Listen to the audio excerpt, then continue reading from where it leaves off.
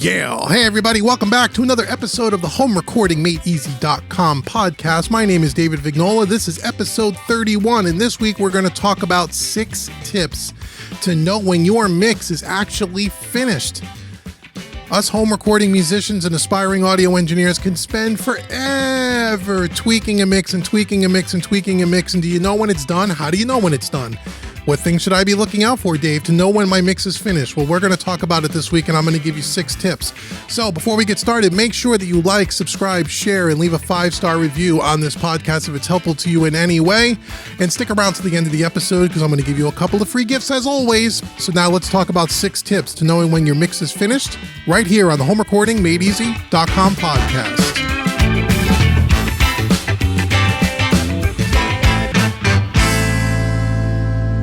Well, welcome back, everybody, to yet another episode of the HomeRecordingMadeEasy.com podcast. Thank you so much for listening. If this is your first time here, welcome to the Home Recording Made Easy family. I want you to stick around to the end of the episode. So I'm going to give you specifically the newbies that are here a couple of free gifts and some things to help you beyond this podcast with your training in your home studio. And to my returning listeners, again, thank you so much for listening and for supporting this podcast. I'm doing this for you. So I hope that you guys are enjoying it. And speaking of doing this for you, I would like your help if I can be so forward to ask you if you have any topic or show or podcast ideas and things that you want me to talk about in the future that has not already been covered in the first 30 episodes. Please send me an email to info@homerecordingmadeeasy.com. Let me know what you think.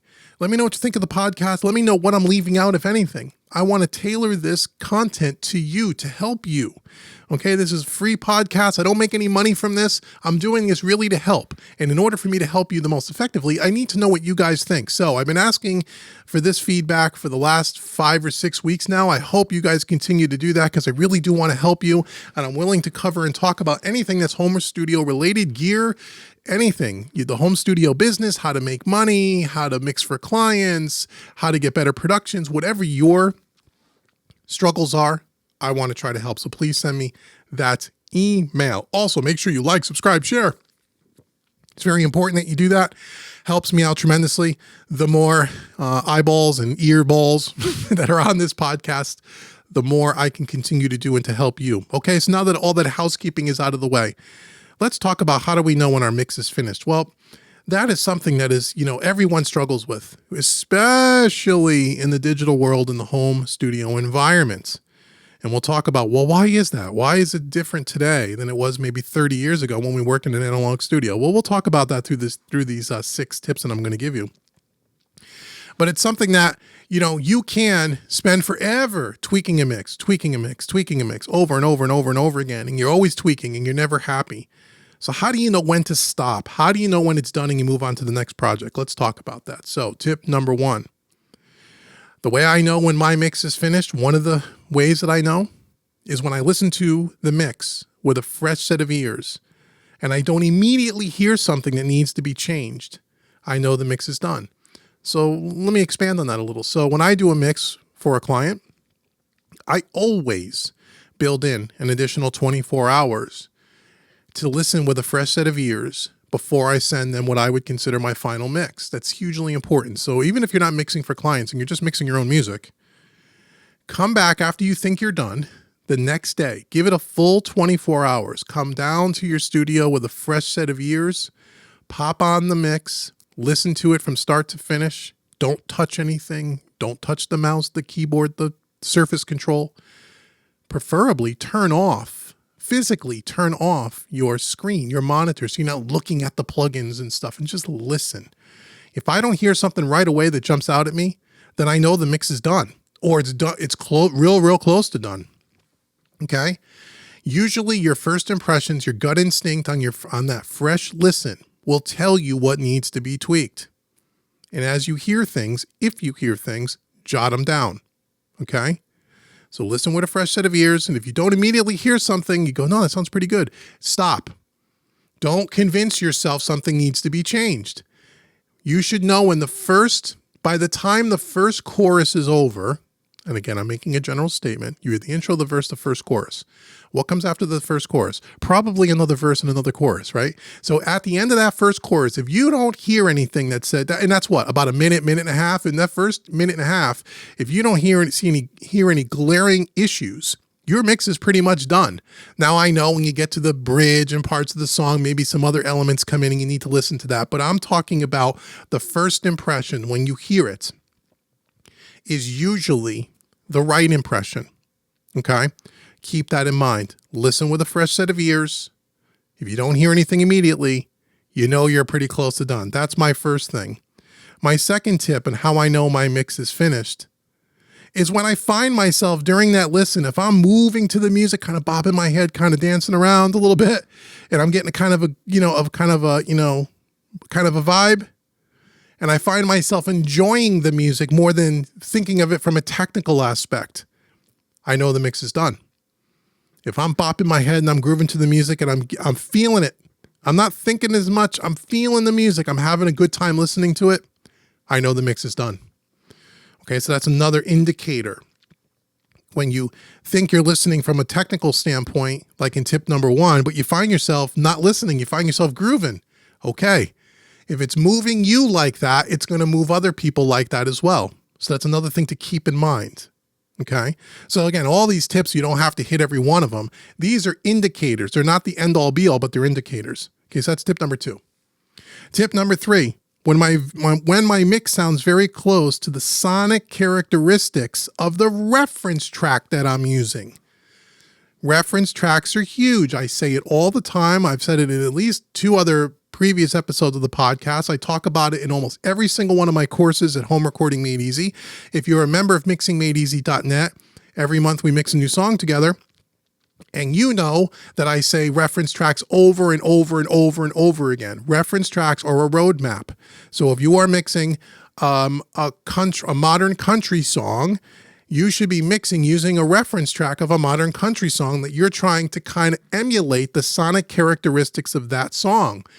And if you're using a good reference mix plugin, something like the Plugin Alliance Metric AB, and there's others on the market where you can bounce back and forth in real time, your mix, the reference, your mix, the reference, your mix, the reference.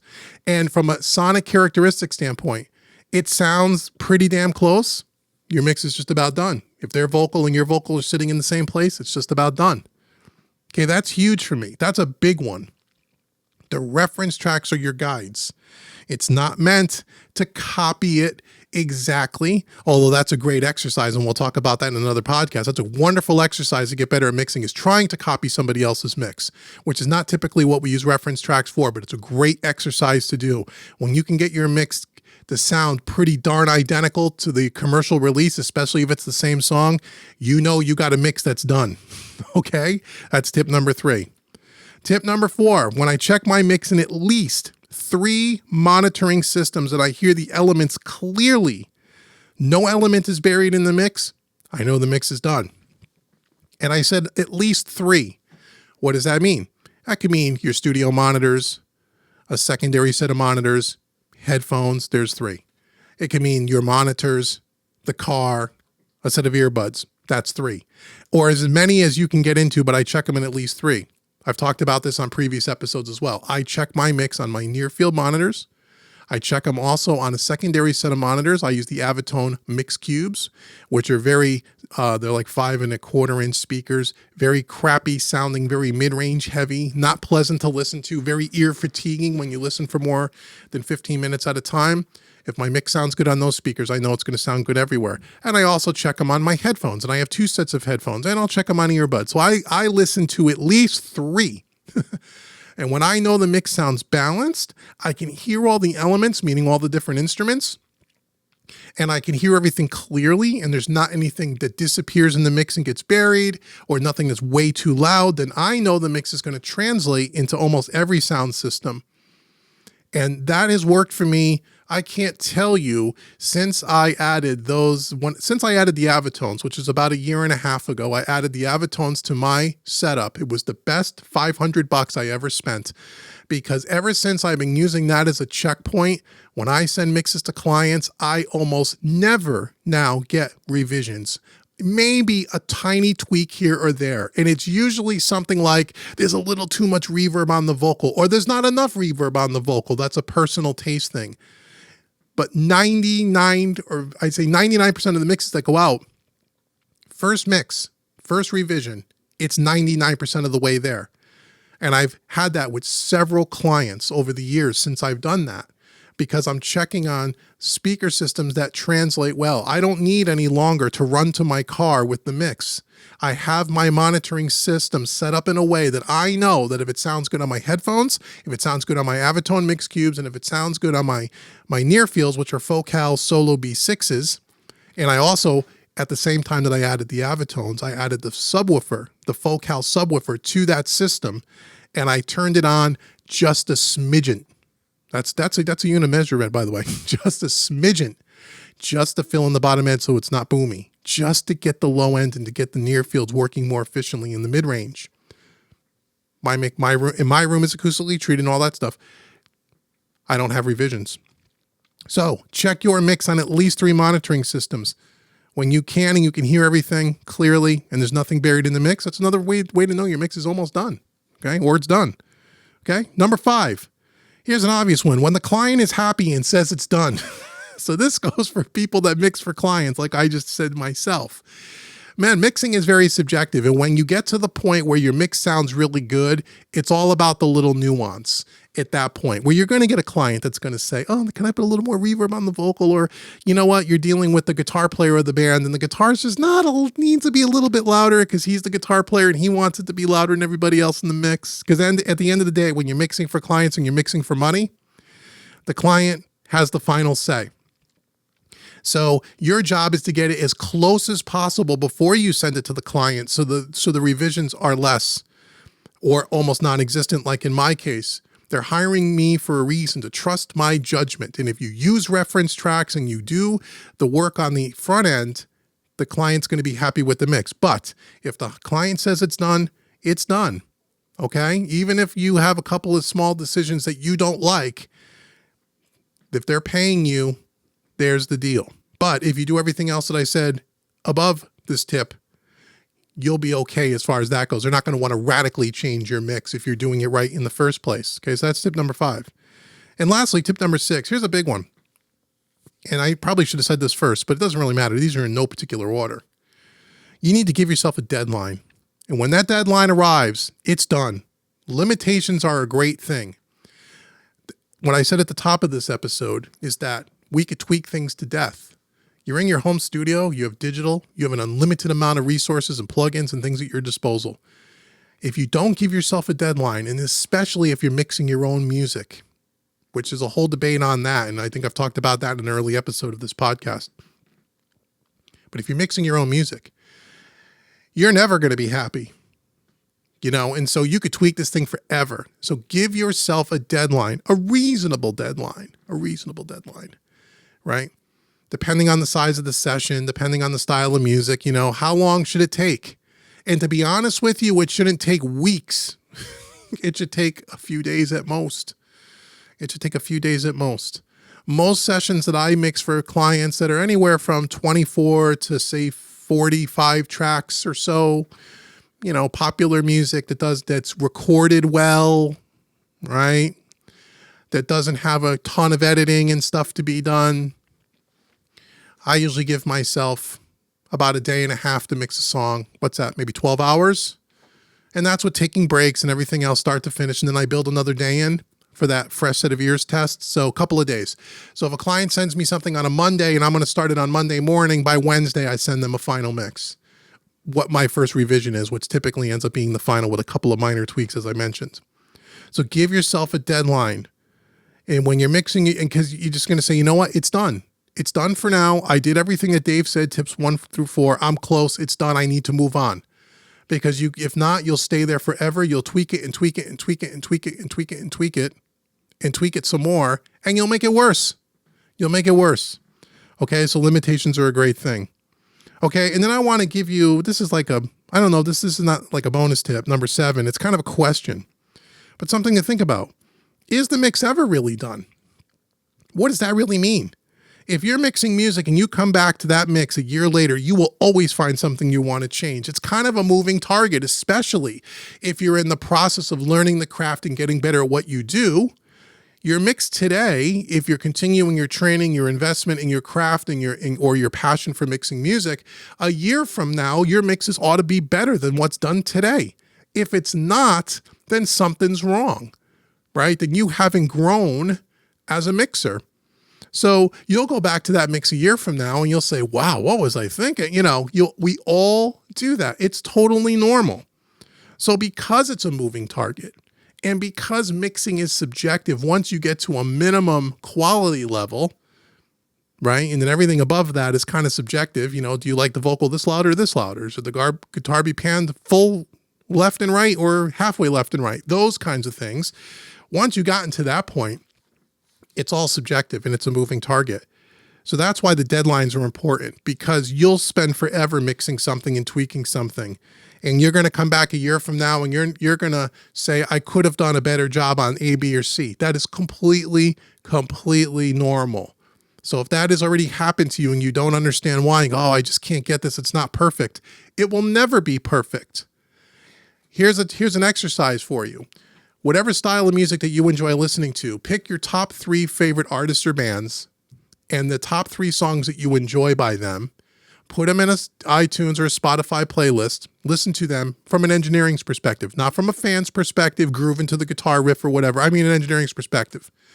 Critically listen to those mixes, all 3 of them, one after the other. Is there anything in the mix that you would say I would change if you were the one that mixed it?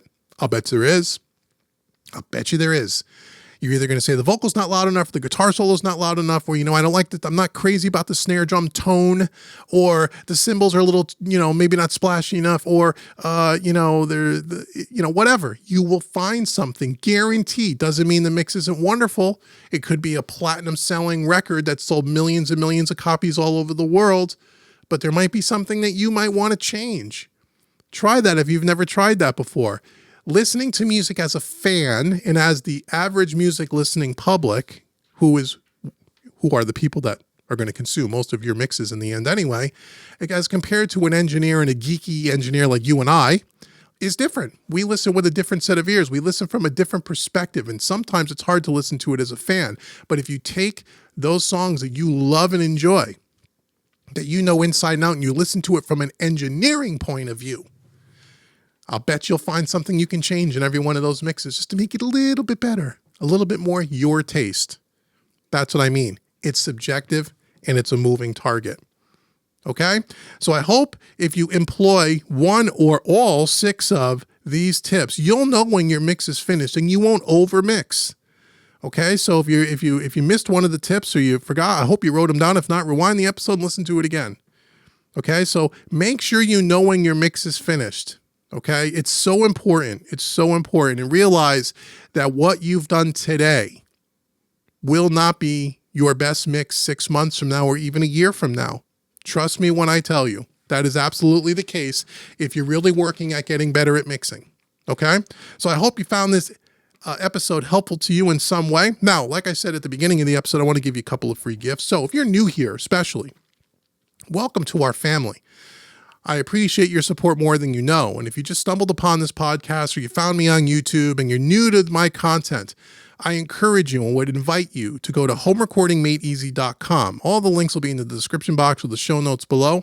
And right on the homepage, I want to give you a free mixing course. We're talking a lot about mixing these days. A free mixing course. It's worth about $50. It's my gift to you for visiting homerecordingmadeeasy.com. It'll give you an opportunity to see how I teach, see my teaching style, and see if it resonates with you.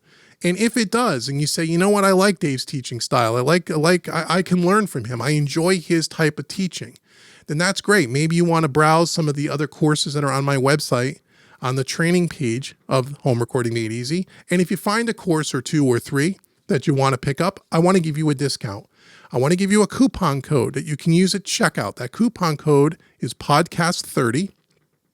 podcast30. Again, it'll be in the description box below, so you know. Put that in at checkout, take 30% off any course on the website. So I invite you to do that. I want you to take advantage of the discount. I want you to become of our ecosystem and the Home Recording Made Easy family.